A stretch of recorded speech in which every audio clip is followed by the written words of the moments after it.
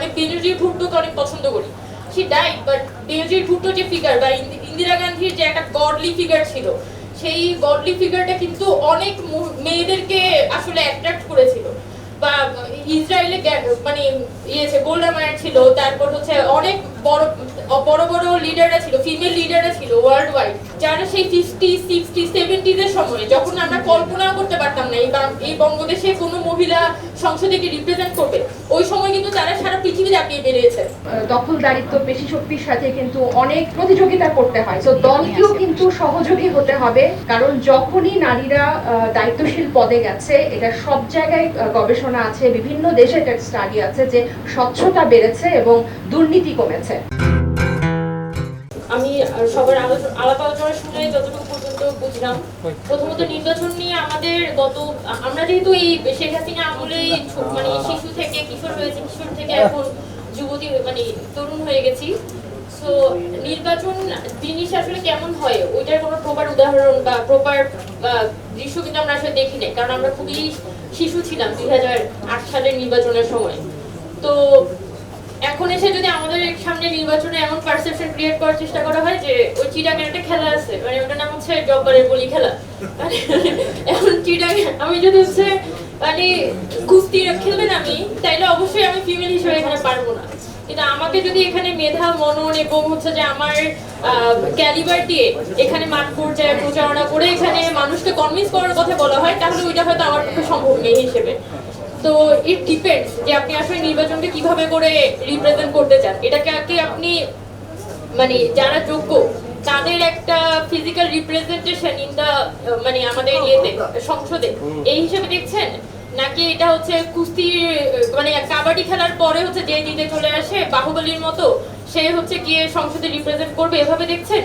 এটা আসলে অনেক বড় পারসেপশন, যেটা আসলে আমাদের এই অঞ্চলের আসলে মেইলদেরকে কাইন্ড অফ সিগনিফাই করে, তারা আসলে কিভাবে করে ফিমেলদেরকে দেখে।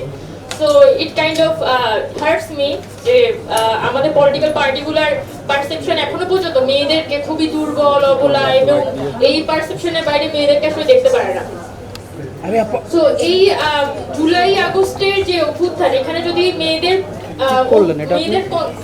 পার্টিসিপেশন গুলো দেখি, যে এই পুরো প্রসেসটা এতটাই স্বতঃস্ফূর্ত ছিল। আমাদের যে হাউসওয়াইফ যাদেরকে আমরা বলি, আমাদের আম্মারা, যাদেরকে আমরা কখনো ভাবতে পারি না যে তাদের পলিটিক্যাল কোনো চিন্তা থাকতে পারে, ওই মানুষগুলো কিন্তু বাসা থেকে নাস্তা বানিয়ে তারা কিন্তু রাস্তায় নেমেছেন, পানি নিয়ে রাস্তায় নেমেছেন, নাস্তা বিলিয়েছেন, বা উনি হয়তো গুলিটা খান নাই, উনি হয়তো নাস্তা বিতরণ করে বাসায় চলে গেছেন, কিন্তু ওই ওনার মধ্যে অনুভূতিটা ছিল। সো ওনার রিপ্রেজেন্টেশনটা আসলে কোথায়? আমি যদি বলি যে ফিমেল রিপ্রেজেন্টেশনের কথা, আমার মাথায় সর্বপ্রথম ওইটাই আসে যে আমার আম্মার রিপ্রেজেন্টেশনটা থাকতে হবে সংসদে, কারণ আমি উমামা ফাতেমা আমার কথাটা বলতে পারি, আমার মুখ দিয়ে বলতে পারি, কিন্তু আমার আম্মার কথাটা কিন্তু কেউ এসে বলতে পারতেছে না। সো আমার আম্মাকে রিপ্রেজেন্ট করতে পারে এরকম একজন মানুষ কিন্তু দরকার। সো আমরা সবসময় সংসদকে যেভাবে করে দেখে এসেছি, সংসদের মধ্যে নারী নেত্রী মানেই হচ্ছে যে অমুকের খুবই সে দেখা যাচ্ছে নানান ধরনের ফন্দি ফিকির করে তিনি ওই সিটটা বাগিয়ে নিয়েছেন, এবং পরবর্তীকালে খুবই একটা হীন প্রক্রিয়ার মধ্যে দিয়ে হচ্ছে যে এখানে দেখা যাচ্ছে এখানে সংরক্ষিত আসনটাতে তার মনোনয়নটা পেতে হচ্ছে, অথবা নর্মাল যে জেনারেল ইলেকশন সেখানে হচ্ছে তার মনোনয়ন পেতে হচ্ছে, যেটা যে কোনো সাধারণ নারীর জন্য খুব বেশি ডিগনিফাইড হয় না। যার কারণে যখনই আমাদের যখন আমি উমামা ফাতেমা যখন মানে ইলেকশন করতে আসছি, বা আমি যখন হচ্ছে পলিটিক্সে আসছি, তখন আমার ফ্যামিলি আসলে আমাকে কি দেখে বলবে যে হ্যাঁ তুমি ওর মতো হও, because I don't have that kind of figure যাকে দেখে আমার ফ্যামিলি আমাকে পুশ করবে যে well you have to be like that. কারণ আমি নিজে বলি যে আমি বেনজির ভুট্টোকে অনেক পছন্দ করি। শি ডাইড, বাট বেনজির ভুট্টো যে ফিগার বা ইন্দিরা গান্ধীর যে একটা গডলি ফিগার ছিল, সেই গডলি ফিগারটা কিন্তু অনেক মেয়েদেরকে আসলে অ্যাট্রাক্ট করেছিল।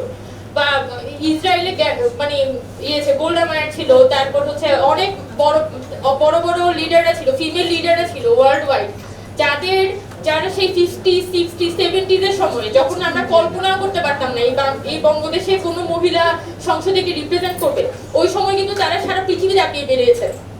তো এটা কিন্তু হয়েছে, মহিলারা যখন তারা ওই সুযোগটা পায়, তাদের ভয়েসটা রেজ করার সুযোগ পায়, তখন কিন্তু তারা তাদের যোগ্যতাগুলো দেখান। বাট ডিবেট করে যে আমরা কি সেটা চাই কিনা, মেয়েদেরকে কি আমরা নিয়ে আসতে চাই কিনা, যেটা এখানে মানে আমাদের কথাবার্তার মধ্য দিয়ে কিন্তু এটা উঠে এসেছে যে আমাদের পলিটিক্যাল পার্টিগুলোর যে সিস্টেম, পলিটিক্যাল পার্টিগুলো আসলে কতটুকু পর্যন্ত তাদের ফিমেলদেরকে আসলে সুযোগটা দিতে চায় এটার উপরও যেমন নির্ভর করে, আবার একই সাথে আমাদের অন্যান্য সোশ্যোলজিক্যাল ফ্যাক্টর যেমন আছে যে যদি আপনার মানে যদি হচ্ছে আপনার নির্বাচনী কেন্দ্রের মধ্যে এরকম মারামারি হানাহানি হয়, তাহলে এই দায়িত্বটা তো অবশ্যই এখানে নির্বাচন কমিশন এবং আমাদের যে পুলিশিং সিস্টেম তাদেরকে নিতে হবে। আমি যদি এইটা বলি যে একটা ফিমেল ক্যান্ডিডেট তার সে ওই মারামারিটা হচ্ছে কোনোভাবেই সহ্য করতে পারবে না, সো আমি তাকে মানে মনোনয়ন দিবে না, তার মানে তো আমি ধরেই নিচ্ছি যে ওই ব্যবস্থাটা এক্সিস্ট করবে, নির্বাচন হইলে ওখানে মারামারি হবে এবং দিন শেষে মাসেল পাওয়ার দিয়ে আমার এখান থেকে বের হয়ে আসতে হবে। সো আমার তো অন্যান্য ফ্যাক্টরগুলোকে চেঞ্জ করার কথা তো আমি এখানে ভাবছি না, আমি ভাবছি সবগুলো ফ্যাক্টর এখানে স্ট্যাগনেন্ট আছে এবং শুধুমাত্র ফিমেল ফ্যাক্টরটাকে আমি প্রত্যেকটা ফ্যাক্টরের আদলে আমি কতটুকু মডিফাই করতে পারি সেটা দেখবো। তো এভাবে চিন্তা করলে তো আসলে হবে না, কারণ আমি যখন কথা বলছি আমাদের এখানে 11টা সংস্কার কমিশন হয়েছে, যখন আমরা সংস্কারের কথা বলছি আমরা প্রত্যেকটা সংস্কার কমিশনের আদলেই বলছি যে এখানে প্রত্যেকটা জায়গাতেই কিন্তু প্রপার সংস্কারের দরকার আছে, সেই জায়গা থেকেই কিন্তু ফিমেলদের আসলে কতটুকু রিপ্রেজেন্টেশন হবে সেটা কিন্তু প্রত্যেকটা সংস্কারের মানে পার্সপেক্টিভেই কিন্তু সেটা তৈরি হবে। সো এটা আসলে একটা ফিউচারিস্টিক বিষয় যে আমি আসলে ইন ফিউচার আমি আমার মেয়েদেরকে কোথায় দেখতে চাই সেটার উপরে, এবং আমি অবশ্যই মনে করি যে এখানে যদি মেয়েদেরকে ইন্ডিপেন্ডেন্টলি এখানে কম্পিট করার অধিকারটা দেওয়া হয় যে ওয়েল আমার এগেইনস্টে হয়তো আমার একটা আমার নির্বাচনী এলাকায় একটা আসন থাকবে, যে আসনে আমার এগেইনস্টে অন্যান্য ফিমেল ক্যান্ডিডেটরা থাকবে এবং আমি অ্যাটলিস্ট তার এগেইনস্টে কম্পিট করতে পারবো, হয়তো আমি আমার উপর টাকা পয়সাটা থাকবে না, বাট আমি আমার যোগ্যতা দিয়ে বা আমি হয়তো গ্রাউন্ড লেভেলে ফিল্ড ওয়ার্ক করে কিছু পরিমাণে কাজ ওখানে গড়ে তুলতে পারবো এবং ওখানে নির্বাচনে কম্পিট করতে পারবো। যদি ওই অধিকারটা দেয়া হয় এবং আমার মানে অ্যাজ এ ক্যান্ডিডেট আমার আসলে কতটুকু পর্যন্ত জনসমর্থন আছে সাধারণ জনগণের মধ্যে, সেটা যদি আমি হচ্ছে দলের কাছে এবং মানে সকলের কাছে সংসদে যদি আমি প্রুভ করতে পারি, তাহলে কিন্তু সংসদে সেটা একটা আমার একটা ভিত্তি হিসেবে কাজ করে।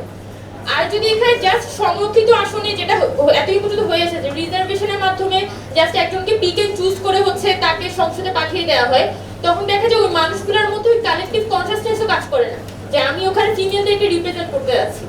সো দ্য মেইন জিনিস হচ্ছে আমার প্রথমে এই যে ফর্মে আসলে ইলেকশন হোক 20% যাচ্ছে নাকি 10% যাচ্ছে নাকি 25% যাচ্ছে, তার থেকেও বড় কথা যে আমার যে পার্সেন্টেজে যাক না কেন বা আমার যতটা মানে এক্সট্রা আসন থাকুক না কেন, আমার এখানে ইলেকশনটা হতে হবে যাতে ফিমেলরা এমপাওয়ার্ড ফিল করে এবং তারা যাতে জনগণের সাথে কানেক্টেড হওয়ার সুযোগটা পায়। So the first thing is আমাদের ইলেকশনটা হইতে হবে এবং আদার যা যা আছে এখানে আসলে অনেকগুলো সংস্কার কমিশনে অনেকগুলো প্রস্তাবনা আছে। আপনি যদি নির্বাচন ব্যবস্থা সংস্কার কমিশনে যান, আপনি যদি সংবিধান সংস্কার কমিশনে যান বা নারী সংস্কার কমিশনে যান, প্রত্যেকটা সংস্কার কমিশনের যে প্রস্তাবনা প্রত্যেকটার কিন্তু ডিবেটেবল এবং প্রত্যেকটা কিন্তু অনেক বেশি ডিফারেন্সেস আছে। সো ডিবেটটা হওয়ার মাধ্যমে আমরা আসলে কতটুকু সিট বের করে আনতে পারবো বা ফিমেলদের জন্য আসলে কতটুকু রিজার্ভেশন আমরা এখানে থেকে বের করে আনতে পারবো, এটা অবশ্যই একটা ডিবেটেবল ইস্যু। বাট যাই হোক না কেন আমরা এই রিপ্রেজেন্টেশনটা অবশ্যই ভোটিং এর মাধ্যমে চাই, এটা যাতে আমরা সকলের মধ্যে একটা কনসেন্সাসে আসতে পারি, তাহলে আমাদের জন্য ভবিষ্যতের মেয়েদের রিপ্রেজেন্টেশনের জন্য এই জার্নিটা আরো বেশি সুখকর হবে বলে মনে করি। আমার ব্যক্তিগতভাবে একটা চ্যালেঞ্জ হচ্ছে যে পুরনো ইতিহাসগুলো জানা, এবং এটা জানতে গিয়ে পড়তে গিয়ে বুঝতে গিয়ে আমি সবচেয়ে বেশি চ্যালেঞ্জের মুখোমুখি হচ্ছি।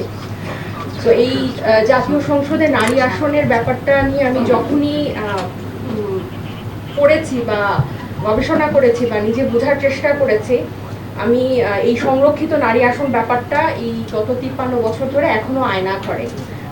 আমি নাগরিক কোয়ালিশনকে ধন্যবাদ জানাই এরকম একটা উদ্যোগ নেওয়ার জন্য। 1987 সালেও কিন্তু 19টা নারী সংগঠন ঐক্যবদ্ধ নারী সমাজ নামে একটা তাদের 17টা দফা দিয়েছিল, এবং ঠিক এরকমই একটা আমি কিছু কল্পনা করতে পারি এরকম একটা উদ্যোগ নিয়েছিল শুধু সরাসরি নির্বাচনের জন্য সেই সংরক্ষিত আসনে। আমরা এখানে অনেকগুলো ছক দেখছি এবং পরবর্তীতে এরশাদের পতনের পর বড় বড় রাজনৈতিক দলগুলোর সাথে দফায় দফায় নারীরা বসেছেন এবং এটা নিয়ে আলোচনা করেছেন।